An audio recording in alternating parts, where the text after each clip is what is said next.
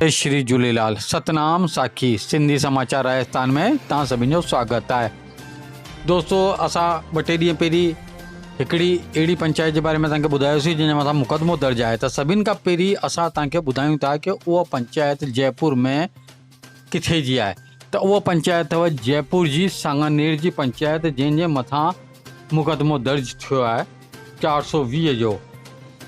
हुन पंचायत जे मथां जेको मुक़दमो दर्ज थियो आहे उन मुक़दमे जी कॉपी असां तव्हांखे असांजे वीडियो जे माध्यम सां असां तव्हांखे लगातार ॾेखारियूं पिया। इन पंचायत जे मथां जेकी कार्रवाई हले पई उहा पुलिस जांच करे पई। बहरहाल असांजी टीम हुते लगातार पंहिंजी निगाहूं जमाए वेठी आहे पूरे मुद्दे मथां, पूरे केस जे मथां, ऐं पूरी ई जानकारी एकत्रित करण में लॻी पई आहे कि आख़िर मामिलो छा आहे। इन विषय ते असां भूतपूर्व मुखियुनि खां बि ॻाल्हायोसीं ऐं कुझु वरिष्ठ माण्हू खां बि ॻाल्हायोसीं। तंहिंजे अलावा असां जॾहिं कॉलोनी जे वॾे बुज़ुर्गनि खां, सांगानेर जे वॾे बुज़ुर्गनि खां असां जॾहिं पुछियोसीं त उन्हनि पंहिंजी राय रखी आहे। वॾे बुज़ुर्गनि सभिनी पंहिंजी राय रखी आहे।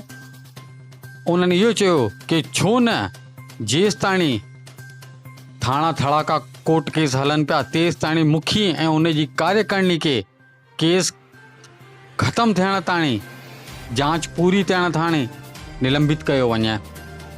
जेसि ताणी जांच कंप्लीट नथी थिए, निर्दोष साबित कान था थियनि, तेसि ताणी हिननि खे निलंबित कयो वञे। ऐं हिकिड़ी आम सभा घुराए करे पूरे सांगानेर जा जेका सदस्य आहिनि, मेंबर आहिनि, ऐं उते जेकी सिंधी समाज जी जनता आहे उन्हनि सभिनि खे घुराए करे हिकिड़ी आम सभा कजे, जंहिंजे अंदरि भई आख़िर केरु त मंदर जी भागदौड़ संभालींदो, केरु त धर्मशाला जी भागदौड़ संभालींदो। त उन लाइ करे हिकिड़ी आम सभा घुराए करे सभी बि जेका 200-300 परिवार रहनि था उन्हनि जी हिकिड़ी सभा घुराए करे उन मां हिकिड़ो कार्यवाहक अध्यक्ष चूंडियो वञिजे जेको इन भागदौड़ खे संभाले। ऐं जीअं ई इहा मुखी ऐं मुख्य या जेके पदाधिकारी गण जंहिंजे मथां केस लॻल आहे, अगरि जांच में निर्दोष था अचनि त वापसि अची करे पंहिंजो पद संभाले था सघनि। त सभिनि जी पंहिंजी राय आहे ऐं सभिनि जो पंहिंजो वीचार जीअं उन्हनि सिंधी समाचार राजस्थान जे समक्ष रखियो उहो तव्हांखे ॿुधायूं। हिकिड़ी जानकारी ॿी ॾियणु चाहींदासीं कि इन पंचायत जे बारे में कुझु शिकायतूं सेंट्रल पंचायत बि वियल हुयूं। त सेंट्रल पंचायत जी तरफ़ां हिकिड़ी कमेटी गठित थी, 4 सदस्य कमेटी गठित थी।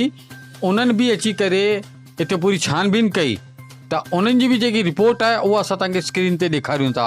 उहा रिपोर्ट बि सही न आहे, पंचायत जे पक्ष में न आयो आहे। रिपोर्ट ॿुधण में अचे पियो कि सेंट्रल पंचायत में जेकी रिपोर्ट पेश थी आहे उहा सांगानेर जी पंचायत जे अगेंस्ट में आहे।